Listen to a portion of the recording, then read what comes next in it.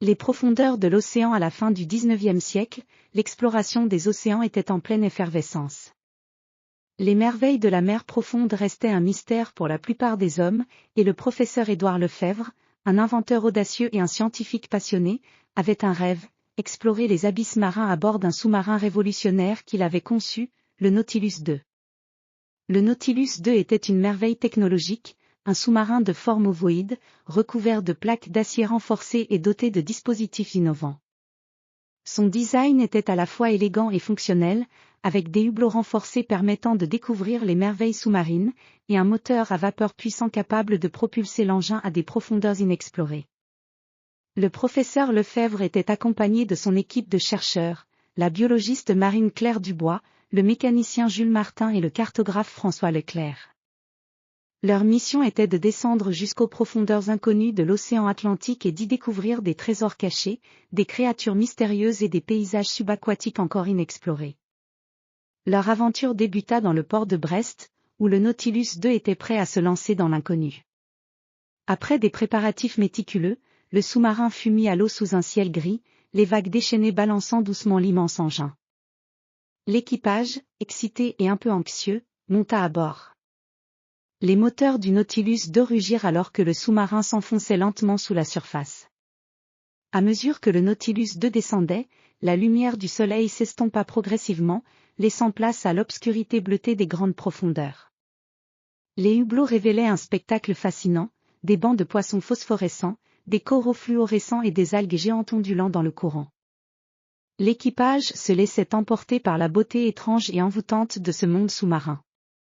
Après plusieurs heures de plongée, le Nautilus II atteignit une profondeur de 5000 mètres, où les températures étaient glaciales et la pression écrasante. Le professeur Lefebvre et son équipe examinèrent avec soin les instruments de mesure, tandis que Claire prenait des échantillons d'eau et de sédiments. Soudain, un bourdonnement étrange se fit entendre dans le moteur. Jules Martin se précipita vers la salle des machines pour vérifier le problème. « Tout semble en ordre ici », annonça Jules en revenant, mais son expression était inquiète. Cependant, nous avons détecté une anomalie dans la pression externe.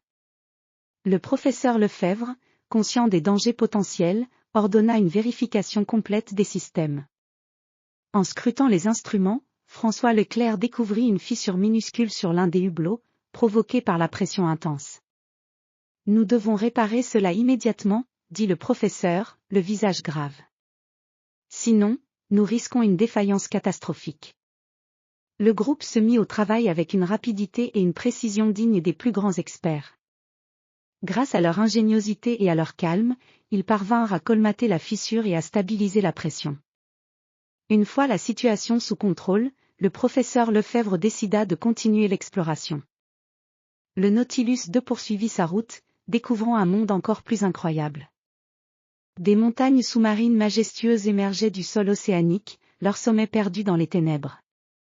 Des créatures gigantesques et inconnues glissaient dans les profondeurs, illuminées par des lumières bioluminescentes fascinantes. L'équipe fit des découvertes remarquables, des fossiles de créatures préhistoriques, des formations rocheuses uniques et des écosystèmes entièrement nouveaux. Chaque découverte était un pas de plus vers la compréhension des mystères que recelait l'océan profond. Alors que le Nautilus II remontait à la surface, les membres de l'équipage étaient épuisés mais exultants. Le voyage avait été éprouvant, mais il avait révélé des merveilles au-delà de leurs attentes. Leur expédition avait prouvé que l'exploration des profondeurs maritimes offrait des possibilités infinies et que, même dans les recoins les plus reculés de la Terre, des secrets extraordinaires attendaient d'être découverts. Le Nautilus II regagna le port de Brest avec des échantillons et des données précieuses, prêt à partager les résultats de cette aventure incroyable. Le professeur Lefebvre, Claire, Jules et François étaient désormais des pionniers de l'exploration sous-marine, et leur voyage restera gravé dans les annales de l'histoire scientifique comme une prouesse remarquable de courage et de découverte.